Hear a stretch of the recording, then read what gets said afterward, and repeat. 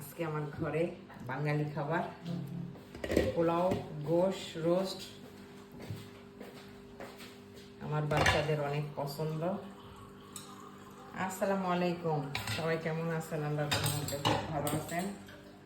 আমরাও আল্লাহর রহমতে ভালো আছি।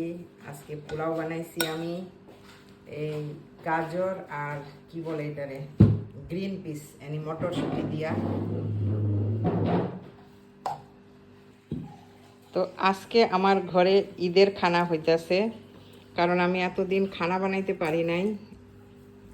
প্রায় থার্সডে, ফ্রাইডে, স্যাটারডে আমরা এই 3-4 দিন বাহিরের খাবার খাইছি।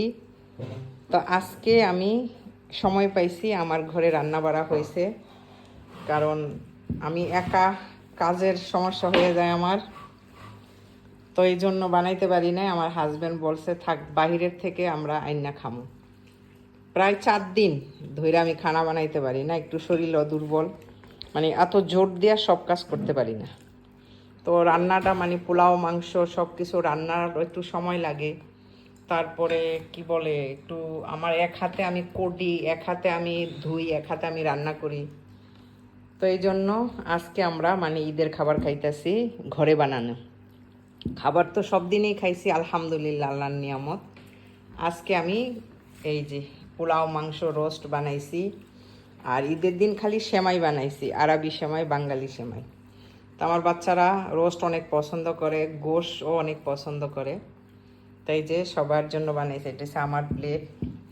আমি গোশ আর রোস্ট একসাথেই খাবো, 2 ফ্লেভার, কারণ না হইলে আমার ভালো লাগবে না। আর এতটুকুই চাল খাবো। তো আমার হাজব্যান্ড বলছে অনেক ভালো হয়েছে, বাচ্চারাও বলছে। তা সবাই ভালো থাকবেন। Fatma, how is test? Yummy, মাশাল্লাহ, আলহামদুলিল্লাহ, আল্লাহর নিয়ামত। তো সবাই ভালো থাকবেন। আমার ভিডিওগুলি ভালো লাগলে লাইক, কমেন্ট, শেয়ার করবেন। আপনারা অনেকে আমার ভিডিও লাইক করেন, কমেন্টস করেন, আমার অনেক ভালো লাগে। তো আরও বেশি বেশি করে করবেন আশা করি। তো ভালো থাকবেন, আল্লাহ হাফেজ।